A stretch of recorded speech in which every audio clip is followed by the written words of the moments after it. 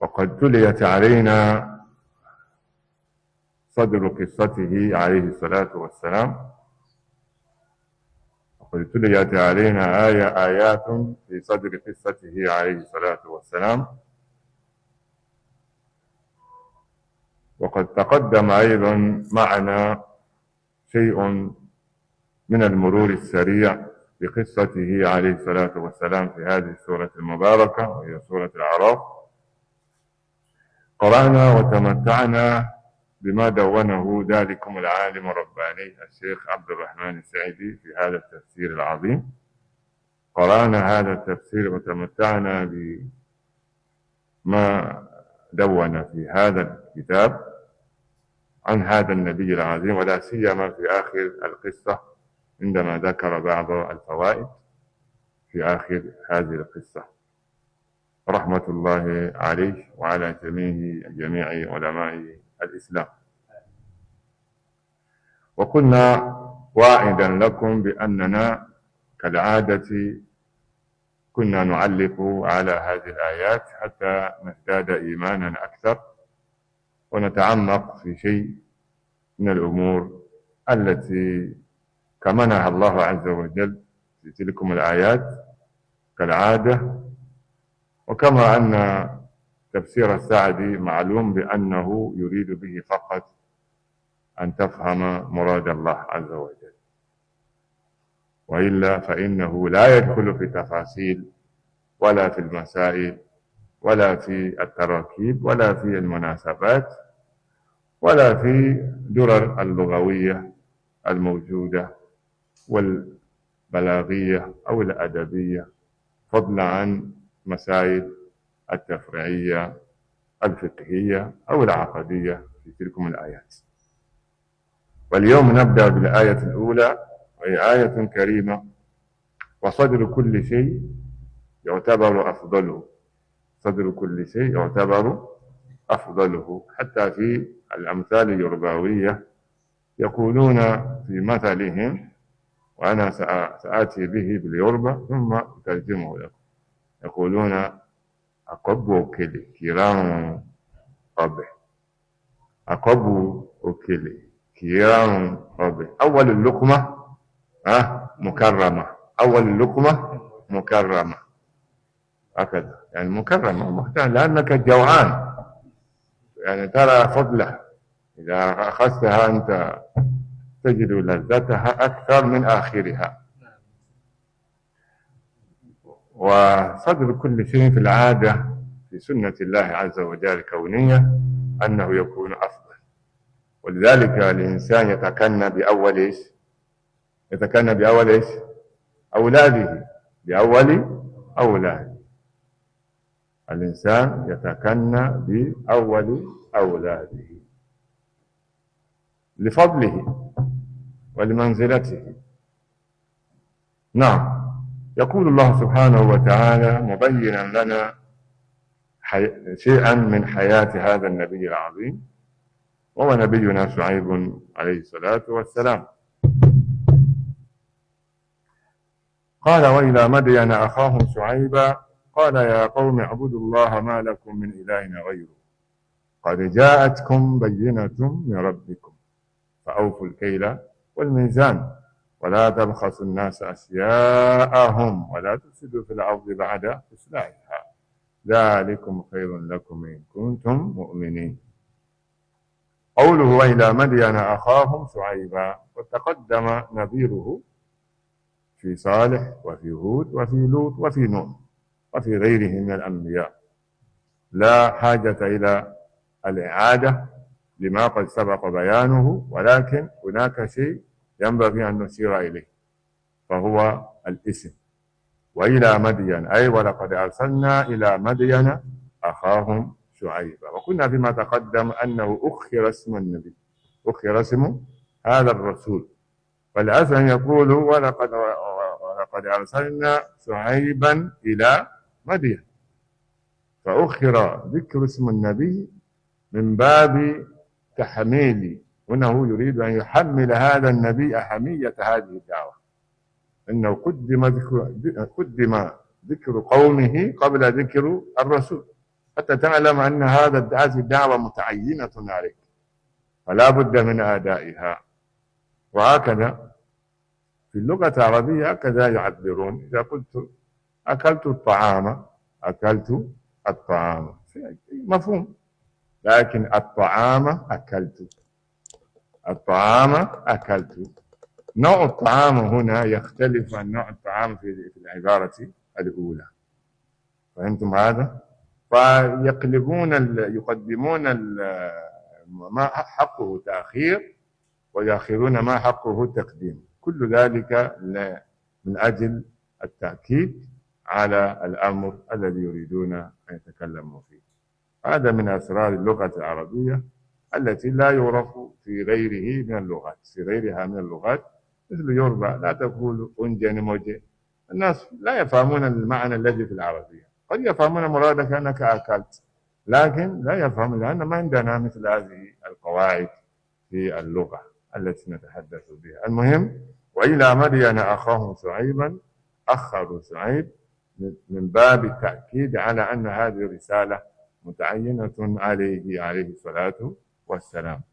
وإلى مدين، ومدين قبيلة أو اسم بلد أو اسم أمة، اسم أمة، وأخذ هذا الاسم من الشخص الذي قد تقدم ذكره فيما تقدم عرضا أنه ابن من أبناء نبينا إبراهيم عليه الصلاة والسلام.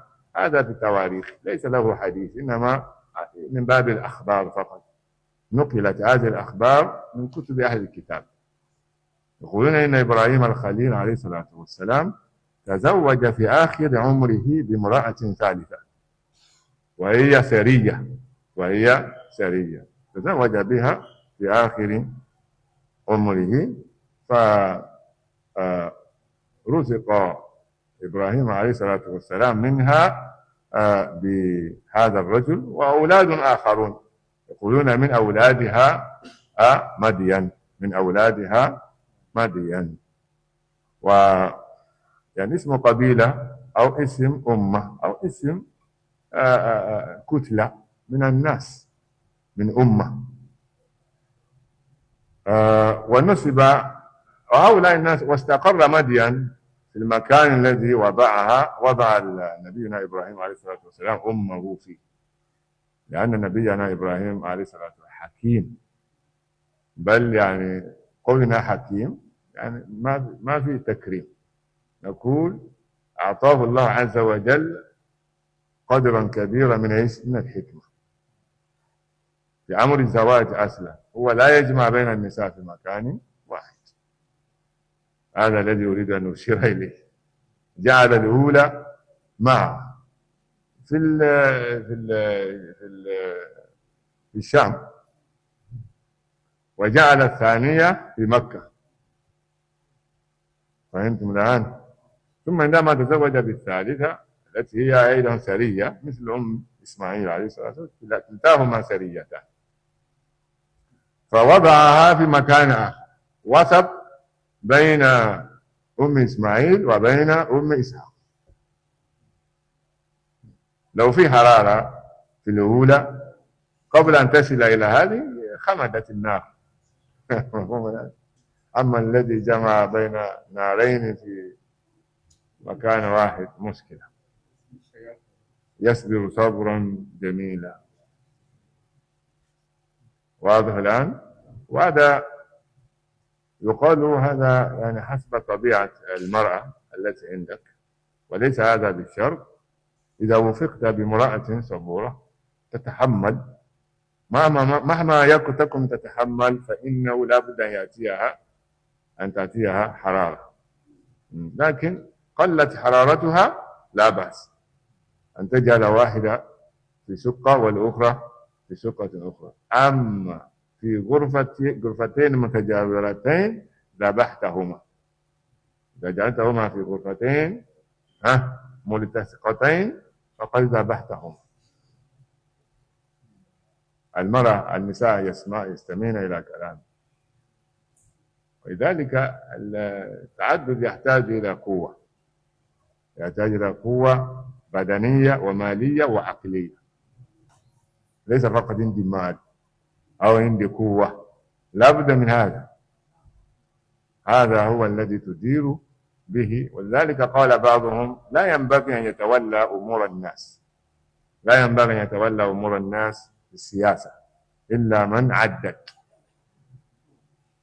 وأكثر السياسيين في مكاننا هنا موحدون ما عندهم، ولذلك لا يحسنون التدبير، لا يحسنون التدبير. على كل حال، كان مدين ابنا لنبينا إبراهيم عليه الصلاة والسلام، فسكن مكان، فهذا المكان الذي سكن فيه هو يطلق على هذا المكان الآن مدين، لكن نسي هذه التسمية، نسيت هذه التسمية، لكن الناس عرف المكان بأن هذا المكان مدين. والآن مدين أين هي؟ أين المنطقة هذه مدين في الجغرافيا المعاصرة، مدين تقع في المملكة العربية السعودية، في المملكة العربية السعودية، في غرب المملكة، في غرب المملكة، في غرب المملكة.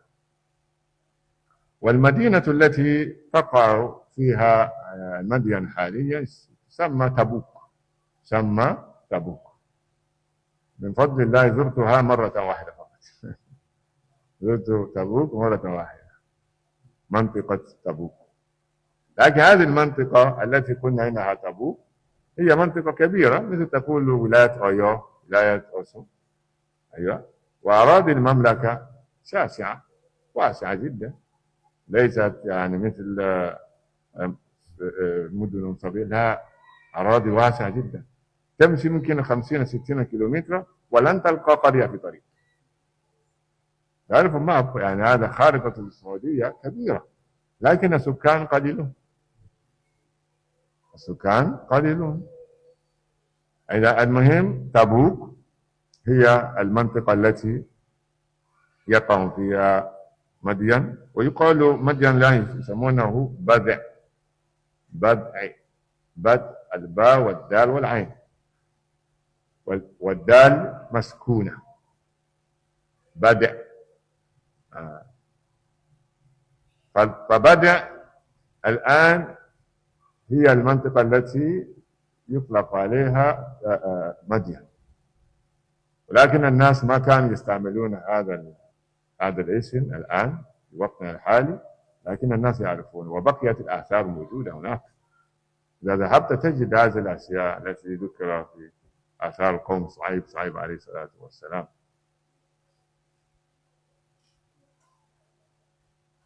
وإلى مدين أخاهم شعيبا، وإلى مدين أخاهم شعيبا.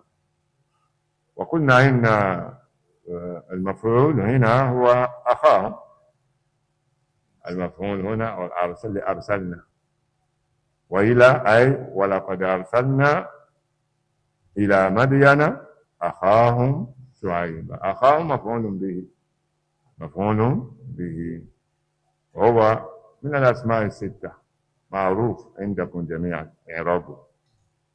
شعيبا بدل من أخاهم. وقلنا فيما تقدم إن ما أن قومه كفار نسب شعيب عليه الصلاة والسلام إليه. الأخوة هنا أخوة إيش؟ نسبية. فليس بأنك إذا كان لك قوم كفروا أن تتبرأ منهم حتى في النسب، لا، تتبرأ منهم في العقيدة، أما في النسب يبقى. والقرآن شدد على هذا، لا تقطع رحمك حتى ولو كان كافر، تبقي هذا الرحم وهذا الحبل يبقى. وإذا كان الكلام في أهل الكفر والشرك فما بالك بأهل البدع الذين هم من أهل الإسلام، الذين هم من أهل الإسلام. إنما بدعته بدعة مفسقة، ولا نتبرأ منه كليا، حتى في الدين لا نتبرأ منه كليا. فكيف تتبرأ منه في النسب الذي لا يجوز لك أن تتبرأ براءة نسبية من الكافر أصلا، وكيف من المبتدع، وكيف من العاصي. إذن أضيف شعيب عليه الصلاة والسلام إليهم أخاهم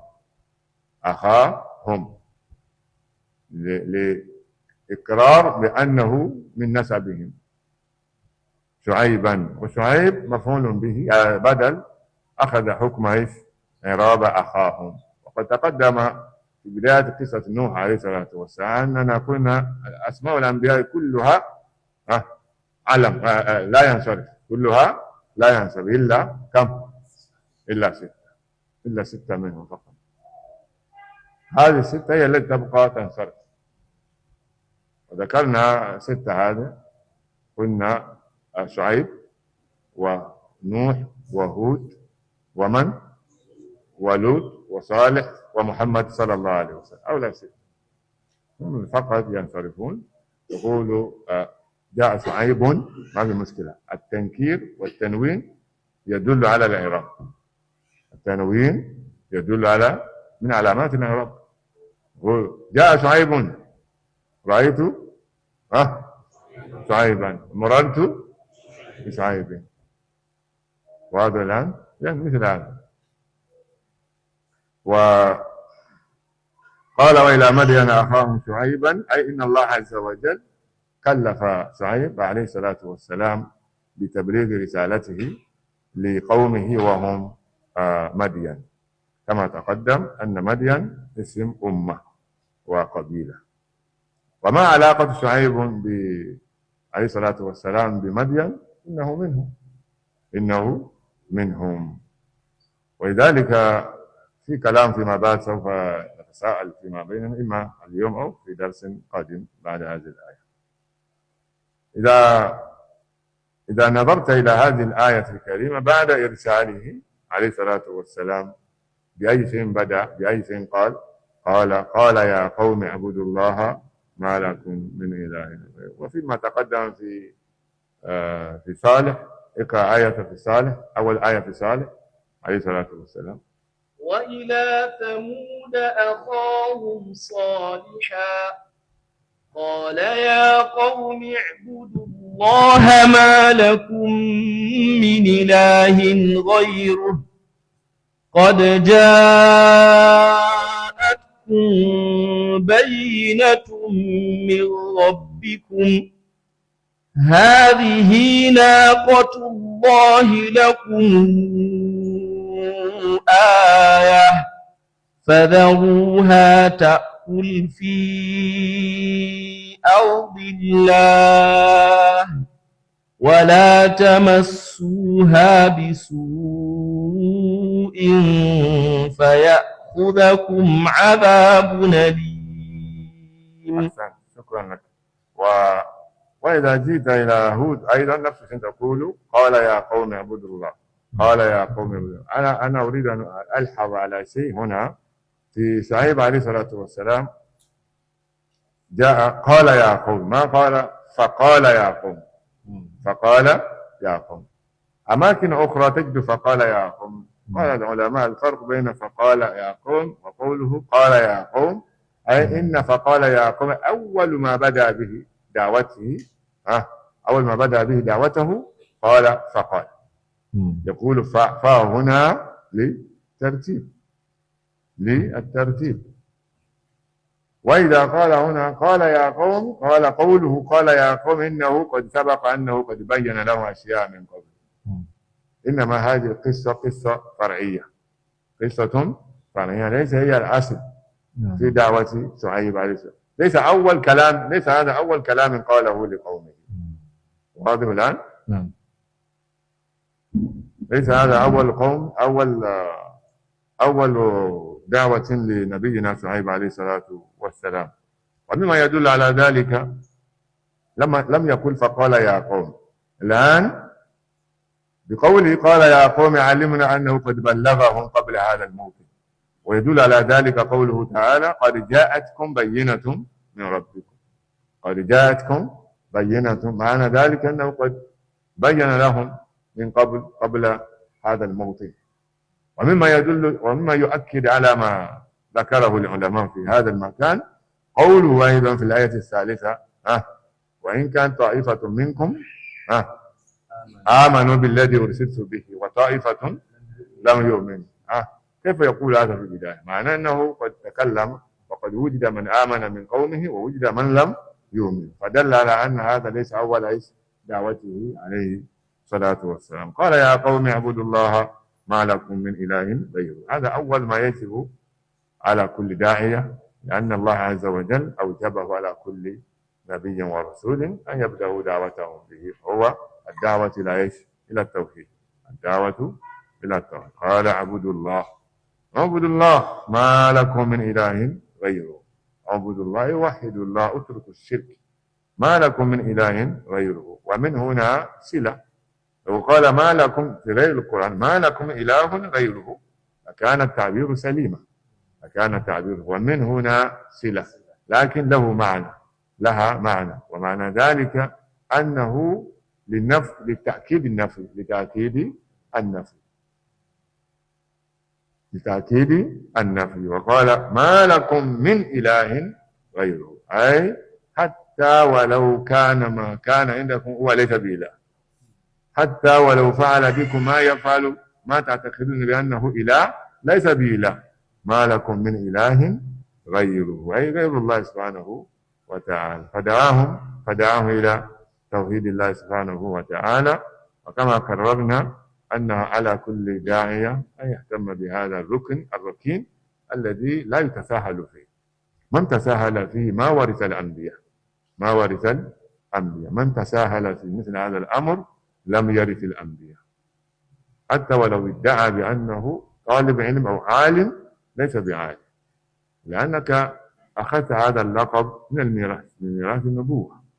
والأنبياء أول ما بدأوا ميراثهم الذي ورثت أنت هو الدعوة إلى التوحيد. إذا ما دعوت إلى ما دعوا إليه إذا لست بوارث، أنت سارق، لص سارق. إذا قال ما لكم من إله غيره، اعبدوا الله إثبات، ما لكم من إله غيره نفي، فبدأ بالإثبات ثم وليه بالنفي. فهذا على عكس لفظ الشهادة، على عكس لفظ الشهادة. لفظ الشهادة بدأ بالنفي، آخر قال بالإثبات، بالنفي، لا نفيا ولا إثباتا، نفي. وهذا أسلوب الأنبياء، هذا أسلوب القرآن كثير. يجوز لك أن تقدم النفي أو تؤخر النفي حسب السياق، ولكن هناك أسباب في ذلك، وأيضا هناك دواعي لتقديم النفي أو تأخيره. ومن عرف حكمة الدعوية عرف متى يقدم ومتى يؤخر. عندك الآن في هذه الآية بدأ بالإثبات، اعبدوا الله ما لكم من إله غيره، ثم ذكر النفي. وفي آيات أخرى تجد تقديم نفي، ومن يكفر بالطاغوت ويؤمن بالله، هذا نفي موافق لا إله إلا الله في المعنى، وهكذا. وكثير من الآيات موجودة في مثل هذا. نعم، إلى غير ذلك. المهم جمع بين الإثبات وبين النفي في تقرير التوحيد، ولا يمكن أن يكون التوحيد توحيدا حتى تجمع بين هذين الركنين، الإثبات والنفي، أو النفي والإثبات. والاكتفاء بواحد منهما لا يجدي إلا إذا كان المخاطبون قد فهموا المراد. أحيانا الإنسان يضمن كلامه بالإثبات فقط وهم قد فهموا أن في نفي، هذا بالنظر إلى المخاطبين. أما إذا كانوا مبتدئين أو هم مشركون أصلا لا بد من التفسير. إذا كان الكلام موجه إلى الصحابة من النبي صلى الله عليه وسلم أحيانا يكتفي بواحد منها صلى الله عليه وسلم لأنه أصلا قد فهم. أما إذا كان الخطاب موجه إلى المشركين أو المشركين المليين، يعني لا بد أن تفصل في الإثبات والنفي. وشعيب عليه الصلاة والسلام خطابه موجه إلى المشركين، ولذا جمع بين الإثبات وبين النفي. قال ما لكم من إله غيره قد جاءتكم بينة من ربكم، الآن بدأ يرتب أركان دعوته، الركن الأول تقرير التوحيد، اعبدوا الله ما لكم من إله غيره. ثم فصل بين الركن الأول في أركان دعوته بالبرهان، بالدليل، ثم انتقل إلى الذي بعده. فقال قد جاءتكم بينة من ربكم. قد جاءتكم بينة. إذا كان في غير القرآن يجوز لك أن تقول قد جاءكم بينة من ربكم. إذا كان في غير القرآن افهم هذا مقيد إذا كان في غير القرآن، لكن في القرآن لا يغير. قد جاءتكم بينة من ربكم. قوله بينة قد جاءتكم بينة من ربكم، بينة المراد بالبينة اختلف في توجيه هذه الكلمة الكريمة بينة. قد جاءتكم بينة. قال بعض المفسرين المراد ببينة نفسه هو يقصد نفسه، لكن ورى حياء ورى فقال قد جاءتكم بينة أي قد جئتكم من ربكم. قد جئتكم من ربكم أي إني مرسل إليكم. إني مرسل إليكم. هذا التوجيه الأول. التوجيه الثاني قد جاءتكم بينة من ربكم، وهذا التوجيه الثاني يوافق ما قد أسسته في بداية التفسير، أن الحكاية هنا والموقف هنا والموطن هنا ليس أول شيء بدأ به شعيب عليه الصلاة والسلام، إنما قد تقدم بيان وتوجيه ودعوة قبل هذا الموقف. فقول قد جاءتكم بينة من ربكم أي فيما تقدم فيما بينت لكم مرارا وسنوات. قد جاءتكم بينة من ربكم. وهذا الآن هذا هو التوجيه الثاني. والتوجيه الثالث يمكن أن يقال إن المراد بالبينة هنا وأكثر المفسرين ذهبوا إلى هذا. قد جاءتكم بينة من ربكم أي قد جاءتكم معجزات عن طريق إليكم من ربكم. فقالوا إن شعيبا عليه الصلاة والسلام قد أظهر له معجزات كثيرة، ولكن القرآن صرف عنها فلم يذكرها لنا. فهمتم هذا؟ وهذا فعلا قول، لأن هؤلاء القوم معاندون يحتاجون إلى المعجزات. تجد نبي صالح، نبي هود، نبي نوح عليه السلام، كل واحد جاء بالمعجزات. فقالوا إنه البينة هنا المراد بها المعجزات، أن النبي شعيب عليه الصلاة والسلام قد أتى عليهم بالمعجزات. وفسروا هذه المعجزات، بعد ما فسر هذه المعجزات قالوا قوله ربنا افتح بيننا وبين قومنا بالحق وأنت خير الفاتحين، فكأنه قد وعدهم بأن هناك عذابا سيأتي. وهذه هي من بينات نبينا شعيب عليه السلام. إن لم يذكر القرآن هذه البينات مفصلة فقد ذكرها مجملة لنا في قوله ربنا افتح بيننا وبين قومنا بالحق وأنت خير الفاتحين. وأنت خير الفاتحين. ثم جاء العذاب بعد ذلك. نعم. وقوله قد جاءتكم بينة من ربكم، هذه الجملة تخللت بين ترتيب شعيب عليه الصلاة والسلام لأركان دعوته لقومه عليه الصلاة والسلام. قد جاءتكم بينة من ربكم، ثم بعد ذلك فكأنه أكد بالبينة على أمر التوحيد لأهمية التوحيد، ولم يؤخر قد جاءتكم بينة من ربكم إلى حين يذكر جميع أركان دعوته. فهمتم كلامي؟ يعني الإنسان إذا أراد أن يذكر أشياء ثم يقول هذه أدلتها بعد ذكرها، جيد ولا غير جيد؟ جيد. لكن إذا كانت هذه الأشياء بعضها أفضل من بعض، بل بعضها أم الأشياء، ثم جئت بأم الأشياء، بعد ذلك جئت بالدليل بعده مباشرة، ثم ذكرت بقية الأشياء، هذا أيضا جيد ولا غير جيد؟ بل أفضل. هذا يسمى الحكمة، لأنك الآن قبل أن تذكر هذه الأركان كلها قد ينصرف بعضهم ولا يستمع إليك. إذا ذكرت أهم الأشياء اذكر دليل أهم الأشياء مباشرة، حتى يعني لو آمن منه من آمن بالأصل، حتى ولو انصرف قد يبقى. ولذلك قال قد جاءتكم بينة من ربكم. ثم بعد ذلك انتقل عليه الصلاة والسلام إلى أمر شائع في مجتمعه وفيه حكمة. يا أخي الكريم، واحد الآن يدعو الناس في دعوته ويركز على أمور قد نسيت في بلده من المنكرات، أمور من الأمور المنكرات من الأمور المنكرة التي قد أنكرها الناس وأنكره الشرع وأنكرها الشرع، فهو يردده.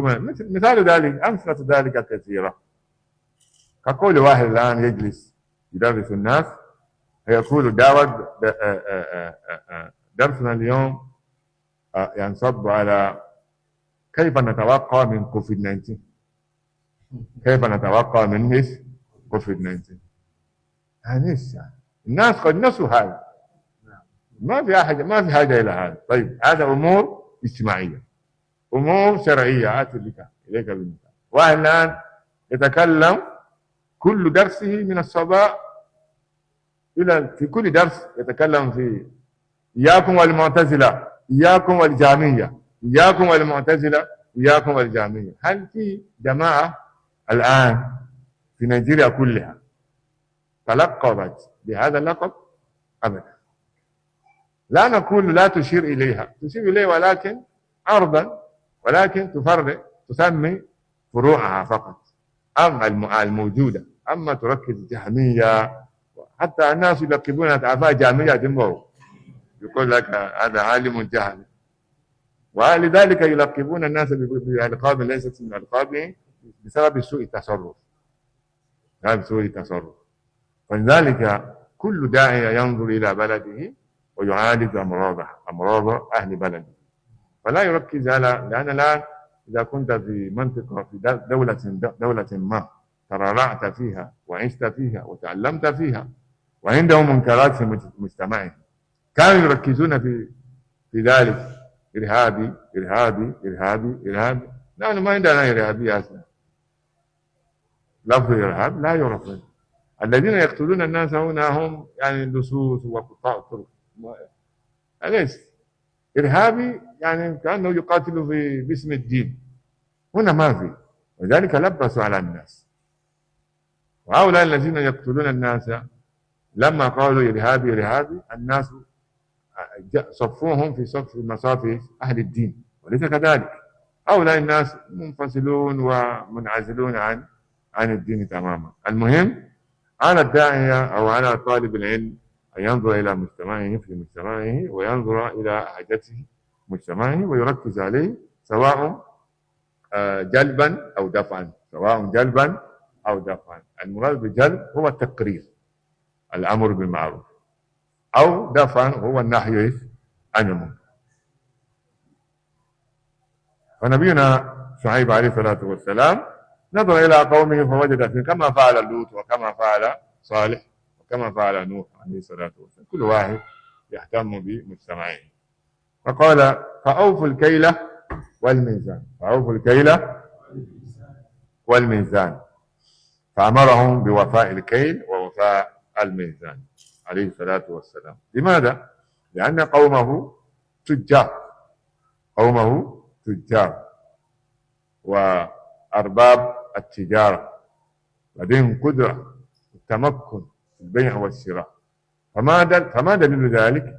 لأن الله عز وجل أنعم عليهم كثيرا. ما من دولة أو بلد أو مجتمع أنعم الله عليهم وفتح عليهم الأرزاق إلا وجدت فيهم تجارة رابحة، تجارة يعني مروجة في تلك المنطقة. كانت تجارة مروجة في منطقة مدين، لأن الله عز وجل كما قال: واذكروا إذ كنتم قليلا فكثركم. والكثرة تستلزم كثرة الرزق، لا بد من ذلك. رأيت شخصا الآن مثلا لو قلنا: أستاذ جيوة كم ولدا عندك؟ إذا قال عندي 20 مثلا، علمنا بأن عنده إيش؟ عنده مصادر الرزق، لأن كيف يربي 20 بدون رزق؟ وكثرة النسل تستلزم كثرة الرزق، ولا سيما إذا كان هذا منة من الله عز وجل، إذا كان منة من الله سبحانه وتعالى. ولذلك انتشرت التجارة وعرفوا بالتجارة في منطقة مدين. فقال: فأوفوا الكيل والميزان. وكانوا معروفين ببخس الكيل، بالتقليل والتطفيف. ويل للمطففين، يطففون الكيل، يطففون الميزان، لأنهم يريدون أموالا كثيرة. ومع أنهم يطففون ولا يوفون الكيل، مع ذلك يأتي الناس إليه ويشتروا. هذا لذلك النعمة من الله. الإنسان تجد واحد يظلم الناس ومع ذلك الناس يذهبون إليه، لأنه عنده حيلة في ظلمهم، لا يظلمه عيانا إنما يظلمه خفية، وهم لا يشعرون، ولذلك قال فأوفوا الكيل، فأوفوا للتفريع، فأوفوا الكيل والميزان. هذا الجزء الأول. الجزء الثاني ولا تبخسوا الناس أشياء، هذا هو الجزء الثاني. كلا الجزئين يعالجان مجتمعنا في السوق. المجتمع السوقي هو هذان الأمران المذكوران في هذا المكان يعالجان. لكن كيف هذا؟ جزء منه يعالج البائع وجزء منه يعالج المشتري. كما أن مجتمعه يبخسون أو يظلمون الناس في الكيل والميزان، كذلك في فئة أخرى هي أيضا تتحيل على البائع. تحيل، ما تتحيل يعني تمكر مكرا بالبائع حتى لا يعرف البائع قيمة سلعته، فيبيعه له بثمن بخس. وهذا هو الذي وعالج الفئتين الموجودتين في السوق. السوق يتكون من فئتين، فئة المشتري وفئة البائع. وشعيب عليه الصلاة والسلام عالج المرض واستحصله من أصله عليه الصلاة والسلام. وهكذا ينبغي أن يكون الداعية يفكر كثيرا في معالجة أمراض أمته. قال فأوفوا الكيل والميزان. وهذا الكيل والميزان يعني هنا للبائع، أي الذي يبيع الأشياء يوفي، أي يكمل الميزان ويكمل الكيل. قول الكيل أي المكيال، أي آلة الكيل. وقيل لماذا قلت إن المراد بالكيل هنا ليس الكيل بنفسه، إنما المراد مكيال. قيل لماذا؟ لأن أخاه الذي ذكر بعده بالآلة والميزان، ولما ذكر الميزان علمنا بأن المصدر الذي هو كيل يراد به ايش؟ مكيال، آلة الكيل. مفهوم؟ لكن لماذا قلت إن الكيل هنا المراد به المكيال؟ قل لأن أخاه الذي ذكر بعده ذكر باسمه وهو المكيال وهو الميزان، وهو اسم ميزان آلة الوزن، فعلمنا بأن المراد بالكيل هنا. ثم أيضا في سورة هود ولا تنقصوا المكيال والميزان، ولا تنقصوا المكيال والميزان. هذا كله يؤيد أن المراد بالكيل هنا ما المراد؟ المكيال.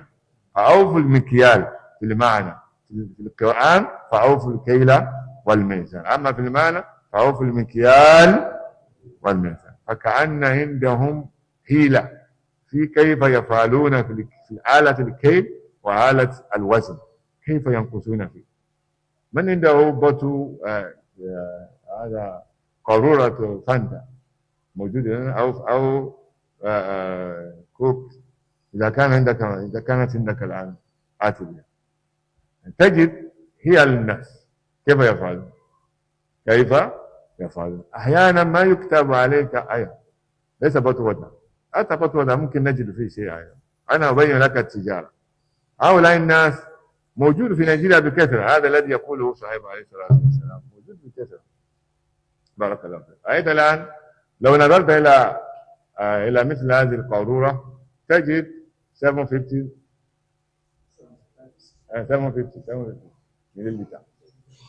مليلتر، هذا 750. طيب 750 هذا لو سببت الذي فيه في الوزن المكيال وجدت أنه ليس كذلك. كيف؟ شوف، هم عندما عملوا هذه القارورة، عندما صنعوا هذه القارورة، لو رأيت بطو الفانتا أو كذا لا تبين لك أكثر، لكن هذا افهم هذا جيد. شوف، هذا القارورة عندما صنعوا بدون التطريز، بدون الخطوط هذه. رأيت الخطوط؟ هذه الخطوط ليس زينة. أنت مو تاجر، أنت التاجر يعرف هذه الأشياء. هي التنقيس للنقص. لكن عندما صنعوا قارورة هذه ما عملوا فيه هذه الخطوط، ثم تحت صفر مجوف، أليس كذلك؟ يعني عندما عملوا قارورة في الوزن أول ما عملوا هذا، ووزنوا قال ها 750، ثم بعد ذلك زينوا وأدخلوا جوف هنا تحت، ولما جوف هنا ينقص من الداخل، أليس كذلك؟ وهذا كثير، هذا ماء، إذا عملوا هذا في الماء فما بالك بفانتا وكوكي هذا مثل هندي، أنا نسيت، كان أمام واحد. وهذه تجارة، ولذلك هذا الإنسان يعرف هذه الأشياء، ونبينا شعيب عليه السلام يعرفون كيف يتفننون في مثل هذا. أنت الآن تذهب إلى السوق، الذين يذهبون إلى السوق يعرفون هذه المكيال ويعرفون الطرق. اذهب إلى محطة بنزين، يقول لي واحد من المدراء محطات بنزين في نيجيريا، وهو استقال من هذا العمل، وقلت له لماذا تركت تلك التجارة؟ قال عملت في محطات كثيرة في سوغو وفي حتى في إيفا في إبادن. قلت لماذا؟ قال عندما فهمت الإسلام فعرفت أن الله عز وجل يحاسبنا على ما كنا نفعل تركت هذا الشيء. قلت ايش عندكم؟ قال لا يمكن للمحطة أن تتحرر من نقص الميزان ونقص اللترات، لا يمكن. إنما نحن يعني متفاوتون، في منا مقل ومنا مخسر، أما واحد يسلم قال لا. عجيب، حتى المحطة التي أنت تمدحها تقول NNPC أو في هذه أشياء، هي أخفهم بخسا فقط، وإلا قد بخسك. وهكذا بخس هو من فوق. طيب من أول واحد الذي يأتي بتانكا بخس، ثم صاحب التانكا يعبي عندك في المحطة، وصاحب المحطة يبخس، وهكذا. ولذلك نسأل الله السلامة، ولذلك نزعت البركة عن الأموال من بعض الناس. نسأل الله عز وجل أن يصلح الأحوال. قال شعيب عليه الصلاة والسلام فأوفوا الكيل والميزان، أي للبائع، يا أيها البائع لا تخن الناس ولا تغش الناس، يعني دل وفي. فأوفوا الكيل والميزان، يقولون الكيل للحجم والميزان للثقل، يعني الكيل للحجم والميزان ليس للثقل. على كل حال بعض إلى هذا تفريق الدقيق، وإلا الأصل أن تكون كل واحد كله، لكن ما من كلمتين في اللغة العربية أو في اللغة الإنجليزية إلا بينهما نوع فروق. إذا المكيال ليش؟ للحجم، والميزان للثقل. ما معنى الحجم؟ يعني حجمه كبير في الظاهر في الشكل، أما الميزان ليش؟ ثقل، يعني إذا وزنته تقول. وغالبا الميزان يكون بكفتين، الميزان غالبا يكون بكفتين. نعم. فأوفوا الكيل والميزان، قلنا هذا للبائع ولا للمشتري؟ للبائع. ثم قال ولا تبخسوا الناس أشياءهم. قولوا ولا تبخسوا الناس أشياءهم هذا للمشتري، هذا للمشتري. القرآن ليس كتاب الثرثرة، ليس كتاب الثرثرة أبدا. ولا تبخسوا الناس أشياء، هذا خطاب موجه إلى المشتري، هذا في الأصل، وإن كان هو خطاب عام أعم من البيع والشراء، أعم من البيع والشراء من جهة، لكن لا نتكلم عن البيع والشراء فقط. لا تبخسوا الناس أشياءهم، يا أيها المشترون إذا ذهبتم إلى السوق لا تزهدوا الناس في أشياء، لا تزهدوا الناس في سلعتهم. الآن واحد جاء من المزرعة، جاء برز فنزله فقال هذا أبيعه ب100,000 ليرة، 100,000 ليرة. فالمشتري جاء يقول هذا قد وجدته ب30 هناك، رأيت هذا وجدته ب30 هناك.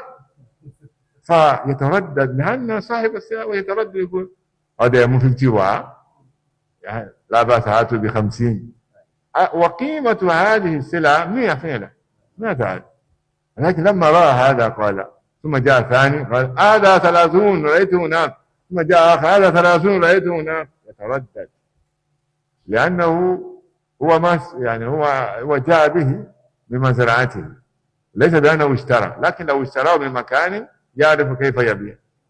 ولذلك أطلق على هذا الشيء هنا أشياءهم، ولا تبخسوا الناس أشياء، وليس في المبيع فقط، حتى يقولون ليس في المبيع فقط. إذا رأيت شخصا يتنقص عالما كبيرا قل له ولا تبخسوا الناس أشياء، هذا عنده علم، لا تبخسوا، لا تجعلوا، لا تسهلوا الناس فيما عنده.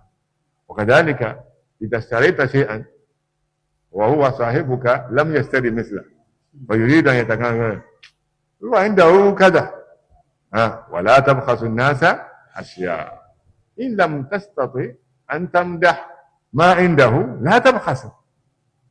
واحد عنده زوجة يقول له ابنك باين في عنده امرأة كذا، صحيح، لكن لا تبخس الناس، لا تبخس الناس أشياء. فأضيفت الأشياء إلى الناس لأن هذه الأشياء هم أصحابها، وما بال لماذا تتدخل في أمورهم تبخسوا. والبخس هو التنقيص، ويقولون البخس، ولذلك قالوا في قصة يوسف عليه الصلاة والسلام وشروه بثمن بخس دراهم معدودة. سبحان الله، يعني وشروه، لماذا شروه بثمن بخس دراهم معدودة؟ لأنه ما تعبوا في الحصول عليه، بس أدلى دلوه فأخرجه، فخلاص هذا غلام، هذا غلام، فجاء به فباعه بثمن بخس، وهم فيه من الزاهد، يعني ما يريدونه، يعني لا يعرفون قيمته. ولذلك ليست القيمة دائما هي المعيار، قيمة الشيء ليست معيارا دائما. فهمتم الآن؟ لو كانت القيمة هي المعيار دائما ما كان ليوسف أن يتبوأ مصر، ما كان له أن يصبح ملكا، أن يصبح عزيزا في مصر. إذن قالوا ولا تبخسوا الناس أشياءهم، ولا تبخسوا الناس أشياءهم. نقف هنا موقفا في مثلا في إعراب هذه الكلمة. البخس، بخس الشيء ويتعدى إلى مفعول واحد في الأصل، يتعدى إلى مفعول واحد في الأصل كما في هذه الآية. لكن الآية قال ولا تبخسوا الناس أشياءهم، نقول أشياءهم هنا هل هي مفعول ثاني ولا بدل؟ ولا بدل، مفعول ثاني ولا بدل؟ أجيبوا. اختلفتم. بدل. يكون بدلا، فيجوز لك أن تقول مفعولا ثاني، أنه مفعول ثاني، ولكن الأقرب أنه بدل، لأن البخس ينتقل ويتعدى إلى مفعول واحد، هذا هو الأصل. في آية الدين، آية الدين فيه ولا تبخسوا منه شيئا، ولا تبخسوا منه شيئا، المفعول واحد. أحسنت، هذا هو آية، يعني هذه يدل على أن البخس بخسته، لكن الناس يقول بخسته، ما هو الذي بخسته؟ حقه، بخسته حقه. ولذلك قلت لك قال بعضهم يتعدى إلى مفعولين. وأيا كان نريد أن نقف الآن نقول ولا تبخسوا الناس أشياءهم. إذا قلنا إنه مفعول يتعدى إلى مفعولين نقول أشياءهم مفعول الثاني، أليس كذلك؟ وإذا قلنا بدل نقول هو يتعدى إلى مفعول واحد، نقول يتعدى إلى مفعول واحد. على كل حال ولا تبخسوا الناس أشياءهم، أي لا تنقصوا الناس ممتلكاتهم. الأشياء هنا ممتلكات، الأشياء التي يملكها الإنسان، الأشياء التي يملكها الإنسان يسمونه الأشياء، ولا تبخسوا الناس أشياءهم. ثم قال شعيب عليه الصلاة والسلام مثلثا لركن من أركان دعوته: ولا تفسدوا في الأرض بعد إصلاحها، ولا تفسدوا في الأرض بعد إصلاحها. وهذا هو النوع الثالث من أنواع التي، ويقصد بذلك ما سوى ما ذكره في الوفاء بالكيل وعدم بخس الناس أشياءهم، ولذلك قال: ولا تفسدوا في الأرض بعد إصلاحها. والإفساد في الأرض يكون حسيا ويكون معنويا، وكلاهما يريد شعيب عليه الصلاة والسلام. شعيب عليه الصلاة والسلام نهاهم عن الإفساد المعنوي، وهو ارتكاب المعاصي والذنوب، فنهاهم عن الإفساد الحسي، وهو إحراق المزارع وقطع الأشجار وهدم البيوت وقتل وكذلك سرقة أموال الناس. هذا كله هذه معنوية حسية. والمعنوي ما يتعلق بالمعاصي التي يفعلها مثل عقوق الوالدين وما إلى ذلك، فأجمله عليه الصلاة والسلام في قوله: ولا تفسدوا في الأرض بعد إصلاحها. وإصلاح الأرض يكون بالتوحيد أولا، ثم بطاعة الله سبحانه وتعالى. ومن أطاع الله فهو من المصلحين حتى ولو لم يكن له سلطة. العالم مصلح حتى ولو لم يكن له سلطة، لأنه يطيع الله ويأمر بطاعة الله. ولا تفسدوا في الأرض بعد إصلاحها. سأل سائل من قبل قال: لماذا إصلاح؟ لماذا بعد؟ أظن في الدرس الماضي من السائل يريد سؤاله؟ ما هو السؤال؟ قال: ماذا قال في ذاك اليوم؟ نسيت. ماذا قال في ذلك اليوم؟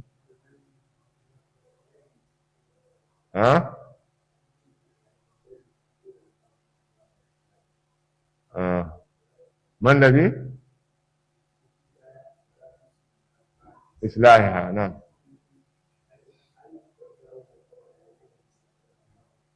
لا، الأصل في الأرض صلاح. هذا هو الأرض، في الأرض صلاحها، والأرض لا تصلح نفسها، إنما الله عز وجل هو الذي أصلحها. ولا تفسدوا في الأرض بعد إصلاحها. طيب، اعلم يا أخي الكريم، الأصل في مخلوقات الله سبحانه وتعالى سوى أشياء معدودة أن كله صالح مصلح، يعني في صلاح إلا أشياء معدودة، مثل الشيطان ومثل النار جهنم وأشباهها ومثل الشياطين. أما ما سوى في الأصل الصلاح. ولذلك النبي صلى الله عليه وسلم قال: كل مولود يولد على الفطرة فأبواه يهودانه. وكذلك الأصل في الماء، الأصل في الماء النقاء الصلاح، ثم يأتيه دخيل فيفسده. ولذلك ينبغي أن نعلم ذلك. ولا تفسدوا في الأرض بعد إصلاحها. والمراد بالأرض هنا لا يعني ذات الأرض، بعض الناس لا يفهمها. ولا تفسدوا في الأرض بعد إصلاحها ليس بذات الأرض بذاتها، بل الأرض وما عليها وما في داخلها. هذا هو المراد. ولا تفسدوا في الأرض بعد إصلاحها.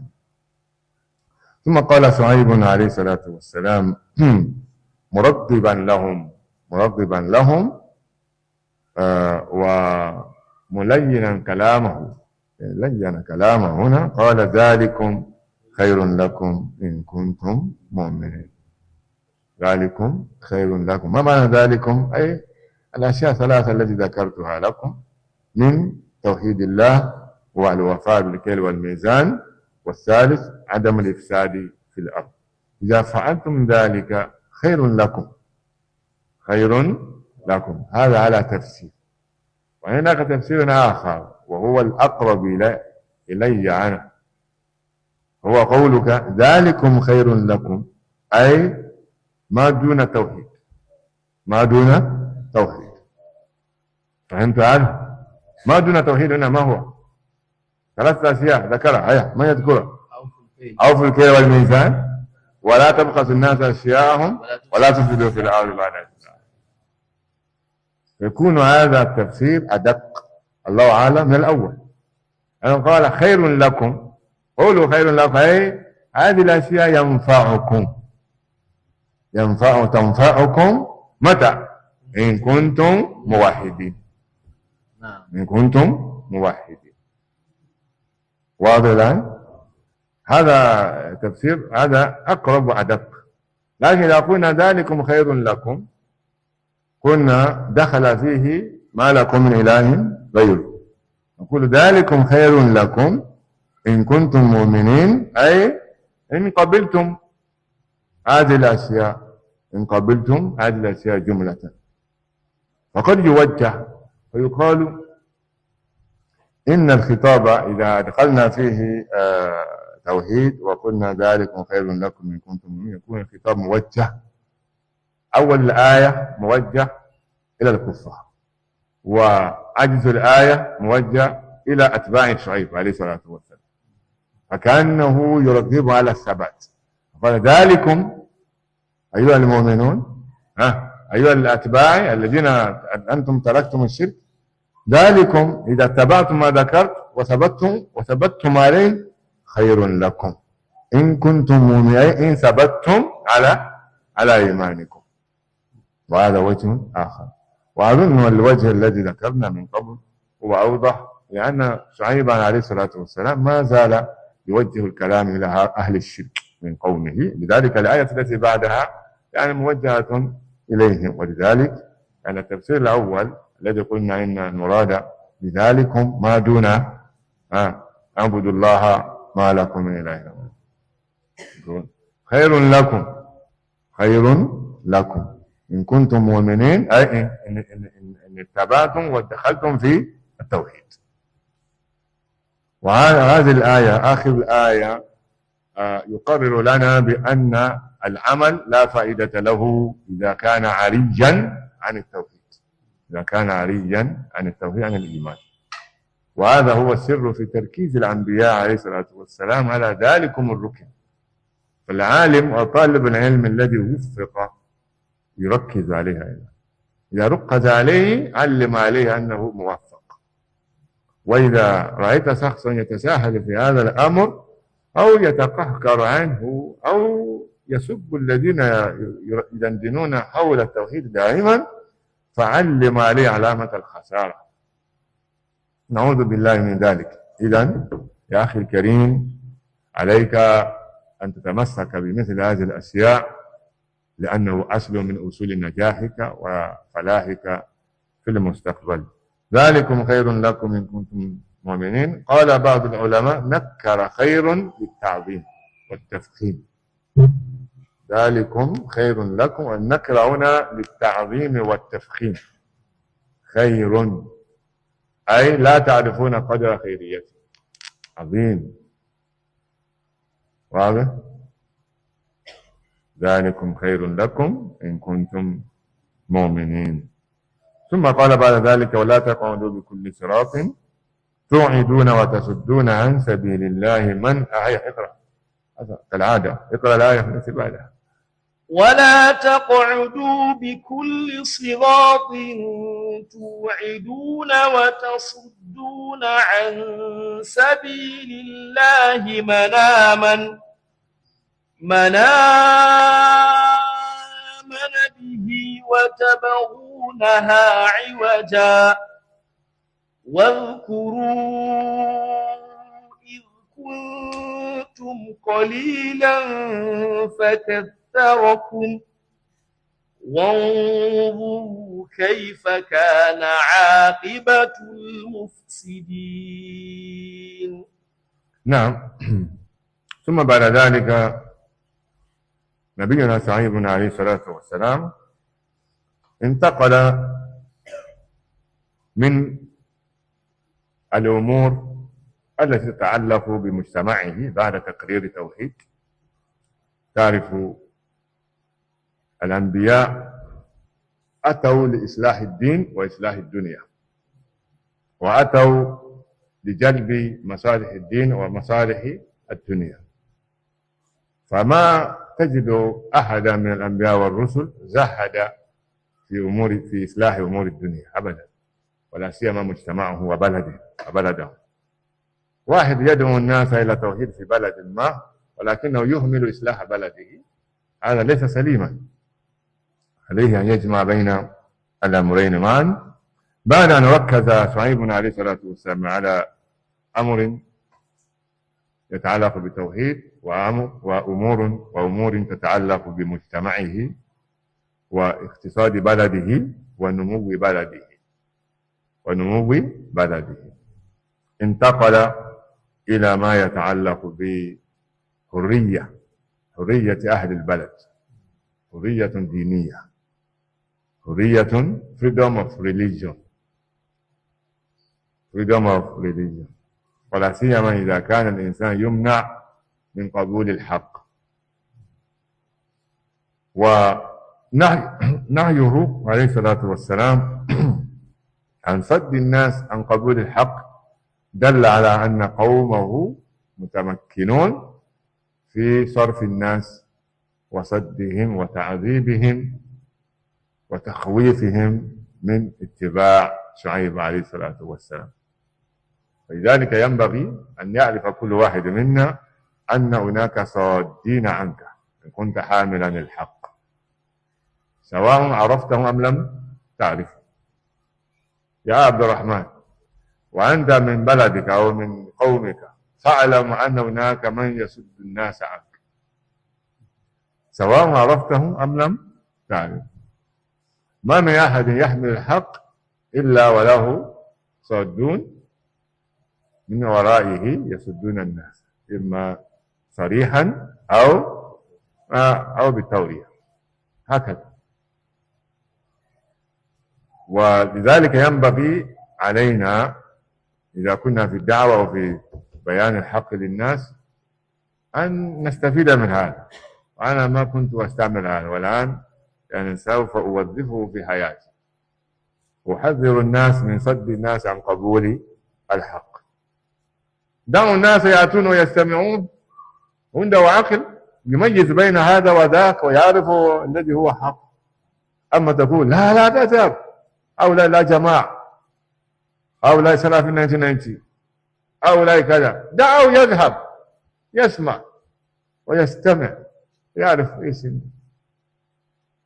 دعوا يسمع، لا تصد الناس عن سماع الحق. وأيضا نستفيد من هذا أن نجتهد في وسائل التواصل الاجتماعية، نجتهد، لأن إذا منعه أبوه من سماع الحق، وذلك كنا نرغب الشباب أن يتفننوا في أمر التكنولوجيا هذه.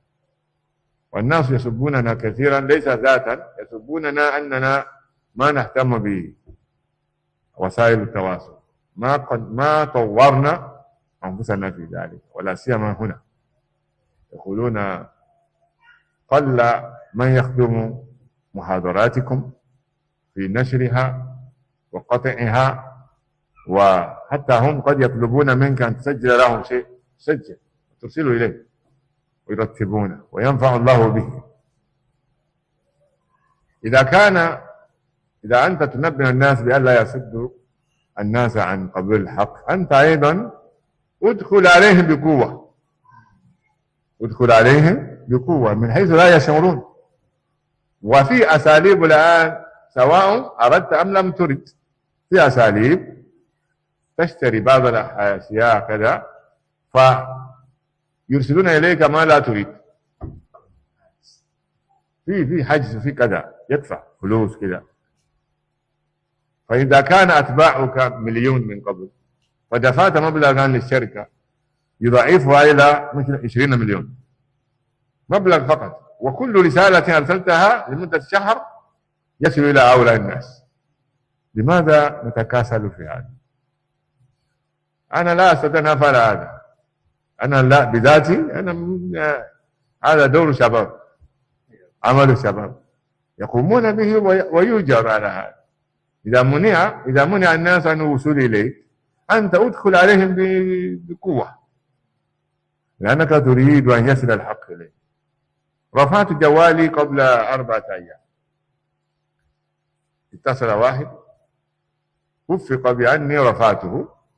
أنا لا أعرف الأرقام التي لا أعرفها عادة غالبا، لكن رفعت، فإذا هو يقول أنا من حزب كذا، باليوروبا يتكلم، أنا من حزب كذا، من الأحزاب السياسية، ويقول أرجو منك أن تروج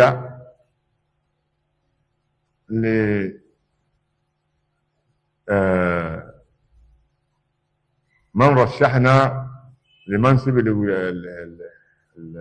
الحاكم في ولاية أسوان. مفهوم هذا؟ نعم. ويقول لي اكاسو اكو جمتاو سوالاتاو، كلام كأنه إنسان. فيجيبني، أقول لك نحن كذا وكذا وكذا وكذا من حزب كذا وكذا وكذا وكذا، نريد أن تعمل لنا الدعاية عن حزبنا وعن مرشحنا اسمه كذا وكذا حتى يفوز في الانتخاب القادم. سبحان الله، الناس غزوا أرقام الناس إلى هذه الدرجة. طيب إذا هم غزوا أرقام الناس إلى هذه الدرجة من أجل الدنيا، لماذا يتكاثر أهل الدين؟ لماذا هو حاكم الولاية أيضا بنفسه؟ لماذا لا أنا أعمل شيئا أو من مثله فيصل إلى كل واحد من هؤلاء الناس، شاء أم أبى، ويسمع دعوة إلى الله عز وجل مرة واحدة فقط. إذن ينبغي أن نستفيد في قوله شعيب عليه الصلاة والسلام. هذه من الفوائد التي أنا استفدتها من هذه الآية في نفسي، ولكن أنا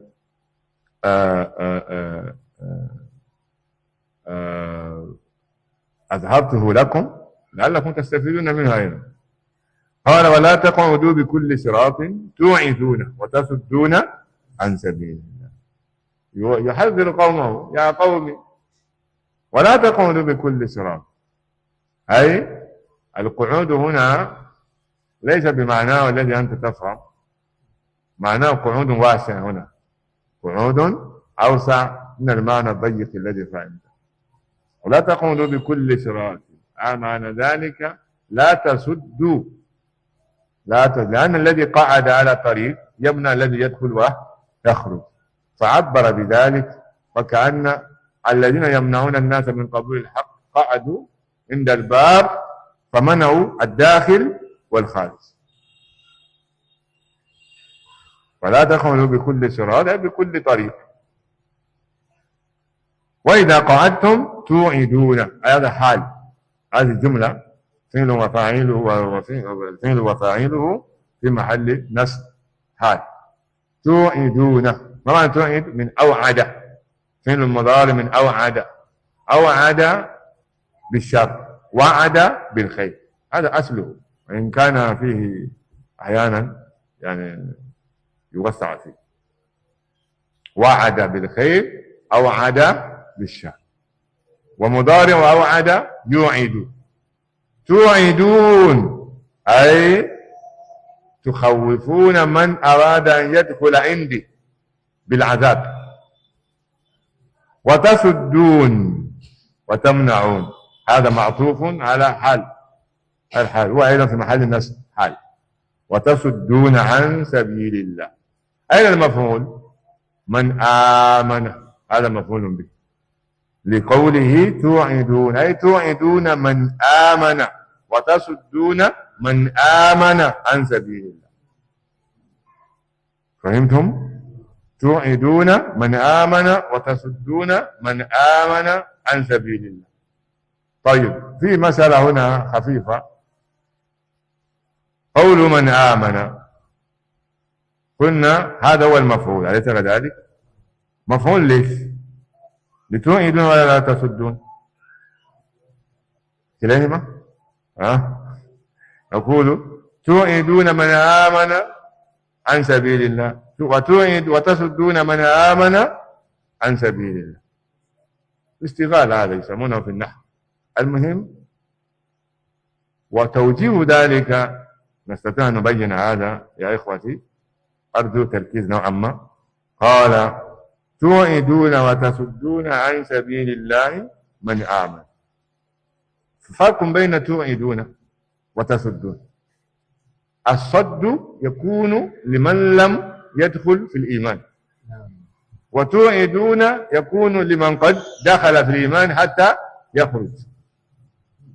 وتقول هنا من آمن هنا للماضي، وليس قوله من أراد أن يؤمن. فنقول توعدون يناسب من آمن عن سبيل الله، لأنكم تخوفونه إذا ما تركته سوف نرجمك، سوف نفعل بك، سوف. من آمن. وتقول وتصدون عن سبيل الله من أراد أن يؤمن، من أراد أن يؤمن. فيكون أن الله عز وجل ذكر الذين آمنوا لأن أمرهم لأن خروجهم من الإيمان إلى الكفر أخطر، فآثر أمرهم، فترك الذين ما دخلوا في الإيمان أصلا، فترك أمرهم وترك التعبير وإن كانوا قد دخلوا. فهمتم هذا؟ إن الذين آمنوا ثم كفروا ثم آمنوا ثم كفروا ثم ازدادوا، إيش جزاؤهم؟ لم يكن الله ليغفر لهم ولا ليهديهم سبيلا. فخطر من آمن ورجع عن الإيمان إلى الكفر أخطر وأسوأ من الكافر الأصلي، ولذلك كانوا يقتلون ردة. والكافر الأصلي الذي ما دخل في الإسلام لا يقتل كده إلا إذا حاربنا. واضح الآن؟ ولذلك قال وتصدون عن سبيل من آمن، أي من آمن هذا توعدون، وتصدون من أراد أن يؤمن، وتبغونها عوجا. ها هنا ضمير يرجع إلى إيش؟ إلى الصراط، إلى صراط. مفهوم؟ وتبغونها عوجا، تبغون الصراط أن يصبح عوجا أي غير مستقيم. ثم قال لهم نوح عليه الصلاة والسلام، شعيب عليه الصلاة والسلام، بعد أن تكلم بكلام شديد رجع إلى اللين وقال واذكروا إذ كنتم قليلا فكثركم. واذكروا إذ كنتم هذا ترغيب لهم.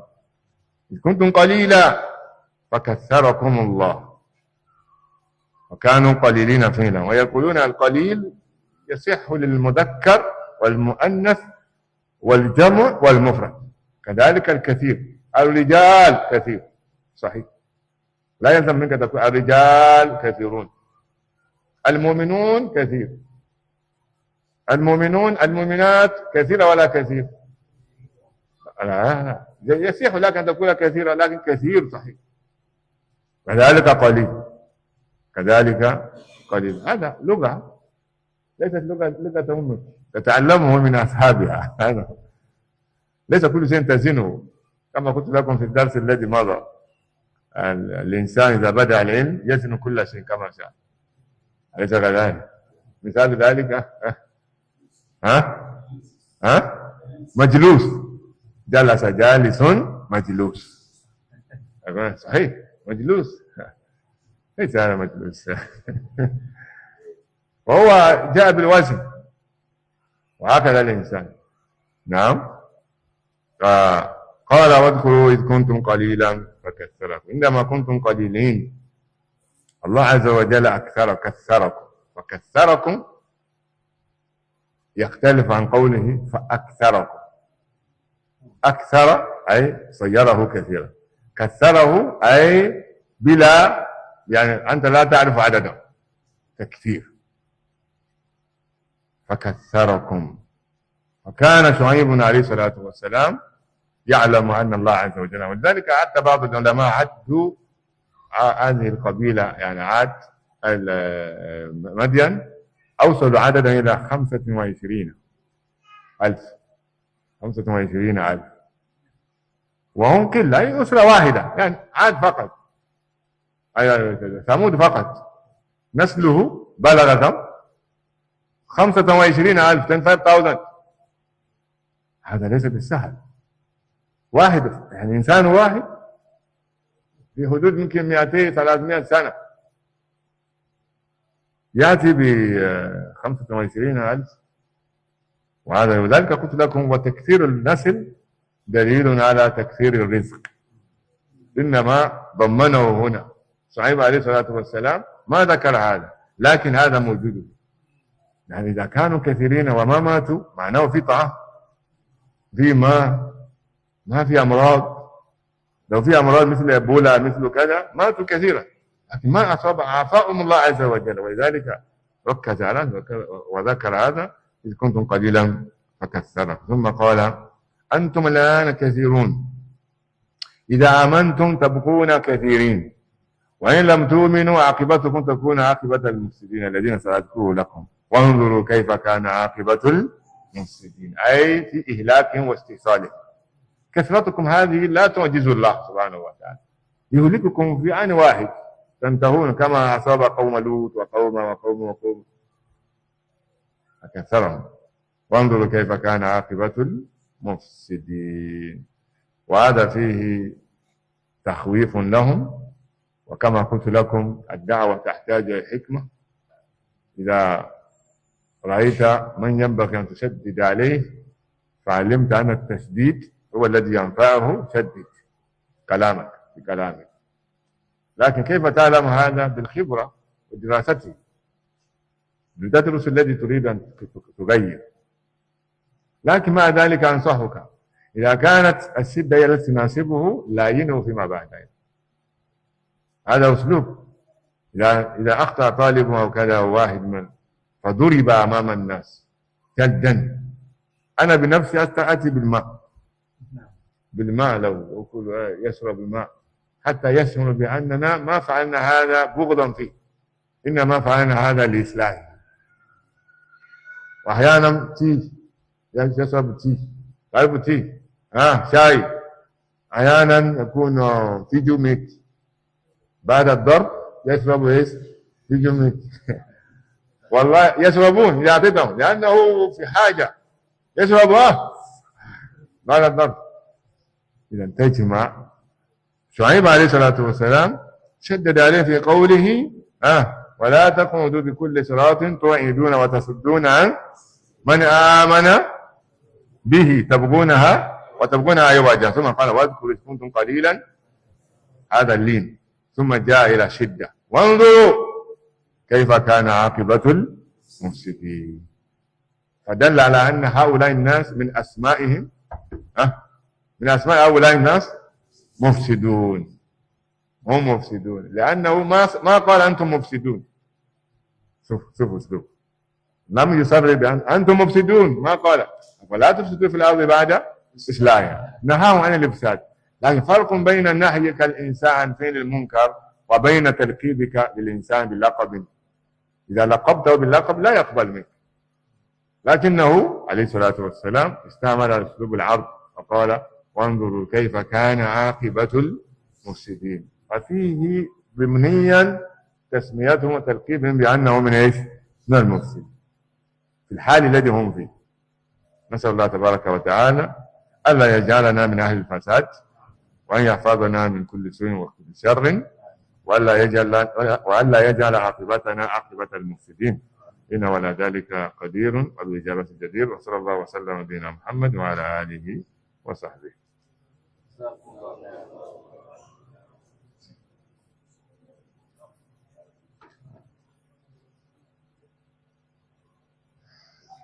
سبحانك اللهم وبحمدك أشهد أن لا إله إلا أنت.